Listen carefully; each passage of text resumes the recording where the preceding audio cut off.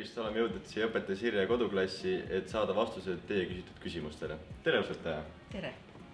Hakkame siit kohe algusest peale ja esimene küsimus on, et kas geograafiat on koolis teie arust liiga vähe? Minu meelest jah, liiga vähe. Mul alati jääb juttu üle, et räägiks pikemalt. Selge.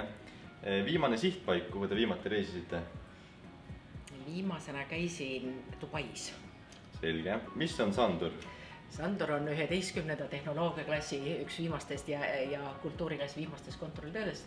See on mandri ja settelavad, kus on Moreen settinud.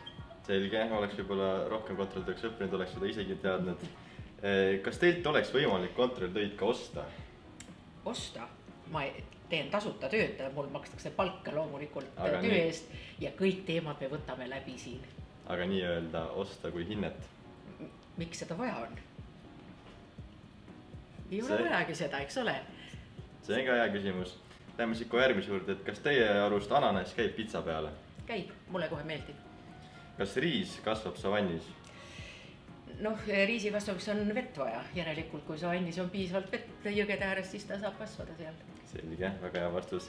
Mitme aasta pärast te arvate, et võtab Hiina kogu maailma üle? Hiinlased on selle prognoosi juba teinud. Aga mis on teie arvamus? Ja Hiina prognoose tuleb võtta tõsiselt. Ja, nad on võtnud ju prognoosiks, et lähevad 25 aasta USA-st mööda ja nad on juba saavutanud selle, et nad on suurimad kaubatootjad maailmas, aga mitte tehnoloogiliselt. Ja seda USA-ga teab väga täpselt, ehk praegu suurim vastasseis globaalselt ongi Hiina ja USA vastasseis. Selge. Mis kuulub kindlasti teie igapäevase hommikusöögi juurde? Kohv. Aga mingit tahkemat toitu? No ikka, ja mina olen kalasõber. Selge. Mis poest pärineb suurem osa teie garderoobist? Siit ja sealt. Mul ei ole lemmikpoodi sellist, aga... Selge. Kuidas valite küsimusi, mis kontrolltööst lähevad? Need, mis on tunnis läbi võetud ja mis on õpikus ka raudselt või töövihikus olemas. Aga kas teil on ka mingid iga-aastased lemmikud, mis igas kontrolltöös on alati olemas? No loomulikult on, sest see on aineosad, eks ole. See asi tuleb selgeks teha, kui on litosfääri laamade kontrolltöö, siis need laamad on seal kontrolltöös. Selge. Sellest ei pääse. Kas olete kassi või koera inimene? Mitte kumbagi, kuigi mul on olnud nii kassid kui koerad. Aga praegu ei ole kedagi? Aga praegu ei ole, jah. Ei ole kuskil jätta, kui on vaja minna kuskile reisile. Te olete siis suur reisija?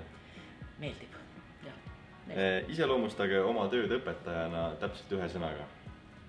Väga lõbus. Millise poliitikuga te samastute või siis ei samastu?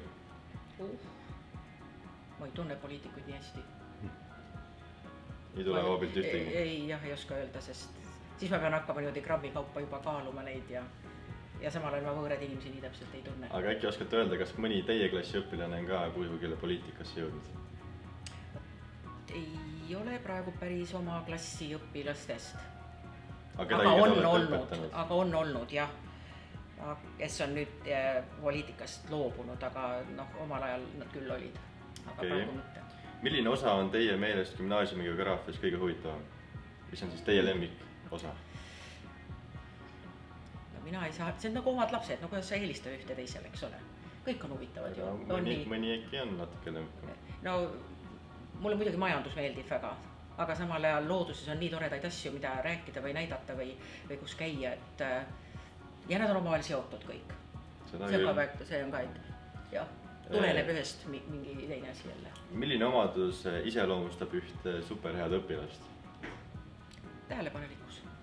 Viimaseks küsimuseks ma küsiksin, et mis oli see viimane raamat, mida te kas siis lugesite või sirvisite peale geograafiaõpiku?